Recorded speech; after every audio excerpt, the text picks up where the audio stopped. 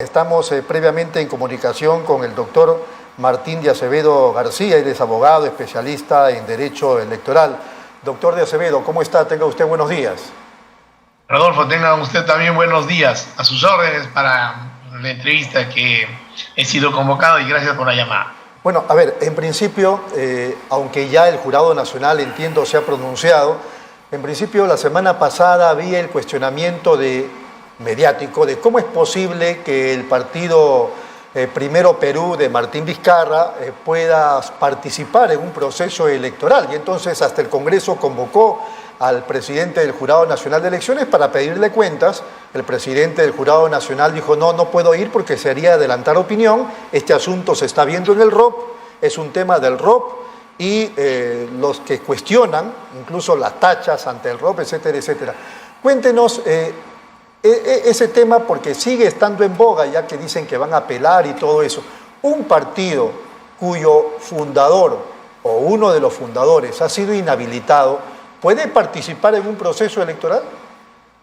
A ver, en principio y respecto de la introducción de tu pregunta y para que tu público entre en el contexto y entienda, está muy bien la posición del presidente del jurado porque él preside el pleno del Jurado Nacional de Elecciones que en segunda y definitiva instancia probablemente si hay apelación de las partes que presentaron la tacha van a ver este caso. Consecuentemente él al estar presidiendo la sala va a tener que tener ahí una opinión, valga la redundancia, del fondo de la cuestión para resolver en última y definitiva instancia este tipo de tachas que empieza como lo ha sido en el registro de organizaciones políticas, donde en primera instancia se ha rechazado en la tacha, porque asumen que los requisitos que están en la ley orgánica de partidos políticos y en la ley orgánica de elecciones se están cumpliendo en el caso de la inscripción de este partido. Y aquí hay que hacer una precisión. Siempre se debe separar el partido político de su militancia. Como quiera que pase y que fuese, aun cuando encabeza probablemente, yo no sé los detalles, la fundación de este nuevo partido, el señor Vizcarra, es en la práctica un militante. Una de las salidas también hubiese podido ser, por ejemplo, que retira al señor Vizcarra y continúa la inscripción de este partido.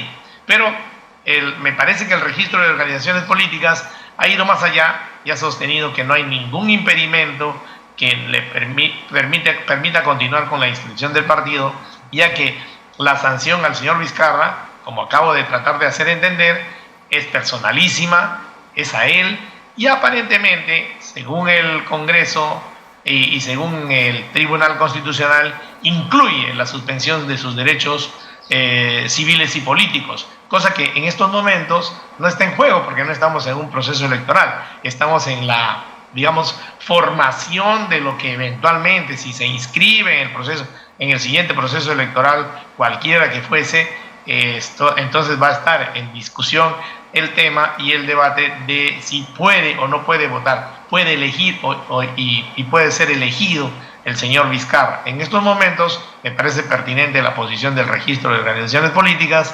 No vale la pena tampoco en el fondo discutir ese tema. Muy bien, las tachas fueron presentadas por Beto Ortiz y el cuestionado abogado de Alan García, Wilber Medina. La pregunta es, ya se ha pronunciado el ROP, ¿qué más sigue? ¿Se puede apelar?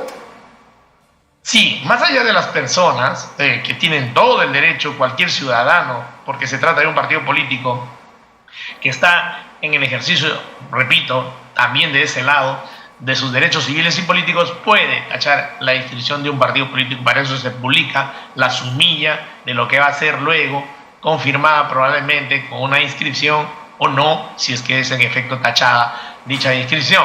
En efecto, a partir de la decisión en primera instancia del registro de organizaciones políticas a cargo del señor Fernando Rodríguez Patrón, que es una autoridad administrativa en primera instancia única, sube, como decía hace un momento, en la eventualidad de que haya una apelación, va a subir al Pleno del Jurado Nacional de Elecciones, que está conformado por 5 miembros, y ahí se puede obtener en una posición u otra una resolución por mayoría de 3 votos, o por mayoría de 4, o por unanimidad,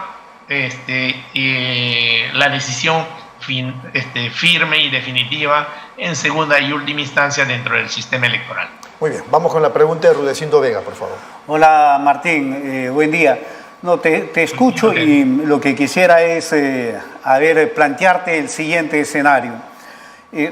Vamos a decir, Martín Vizcarra está sancionado políticamente y la sanción política constitucional que le da el Congreso es inhabilitarlo para un ejercicio de algún cargo público. Pero el Congreso lo que no puede hacer es recortarle su derecho de asociación y por eso es que él puede ser candidato. Salvo que, y esa es la pregunta, salvo que el Pleno del Jurado decida ignorar, interpretar la norma y sentar jurisprudencia señalando que una inhabilitación para un cargo público también llevaría a una inhabilitación para ser militante. En ese caso sí, vamos a decir, podría estar impedido de todo. O sea, ¿cabría esa posibilidad a tu criterio en el Jurado Nacional de Elecciones? Recién, un gusto conversar contigo de mucho tiempo. Gracias por la pregunta, nos permite hacer la siguiente precisión. Aquí hay varios derechos fundamentales de la persona en juego. El derecho a elegir y ser elegido, el derecho a la participación, el derecho a ser militante como consecuencia de estos otros derechos principales que acabo de mencionar.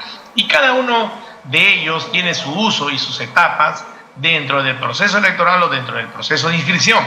Aquí estamos en la etapa de inscripción de un partido político y como decía hace un momento, si el señor Vizcarra es retirado, deja de ser militante, no habría tacha en el fondo de la cuestión, por cuanto el partido en sí está cumpliendo con todos los requisitos que dice la norma vigente para inscribirse. Ahora bien, el Pleno del Jurado Nacional de Elecciones en efecto ha hecho estas dos sanciones contra el señor Vizcarra mediante el juicio político normado en el artículo 100 de la Constitución y la inhabilitación, como expresamente dice, para el ejercicio de la función pública, ciertamente. Pero aquí hay que precisar dos cosas. Esta figura jurídica no ha sido desarrollada en una ley constitucional todavía y no pasa de la inhabilitación del ejercicio de la función pública, cosa que todavía no se da, que se daría en el supuesto e hipotético caso de este tema específico, de este partido y de este personaje, si en efecto él eventualmente postularía y eventualmente es elegido y desee ejercer nuevamente la primera magistratura de la nación. En ese caso probablemente él no lo va a poder hacer porque ya expresamente lo dicen las dos sanciones del Pleno del Jurado del Congreso de la República y la interpretación del TC, que se ha ido un poquito más allá en un caso bastante antiguo, el del 2001, si no me equivoco, con el caso de Fujimori, es distinta.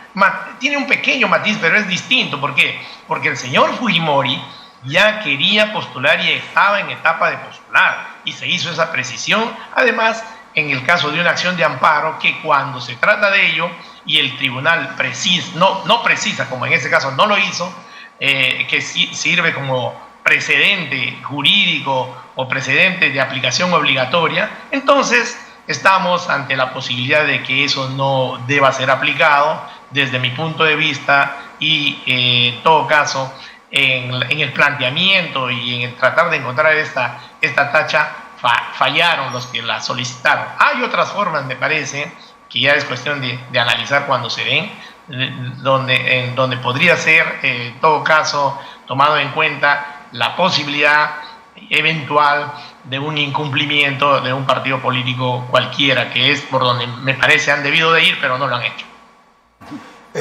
No sé, de repente los he entendido mal a ambos, pero yo entonces, para tenerlo claro, hago la pregunta vinculada al planteamiento que hizo Rudecindo Vega. Un candidato, un político, un ciudadano inhabilitado para participar en política o en la función pública por 5 o 10 años, ¿en estos momentos puede ser candidato? Claro que sí.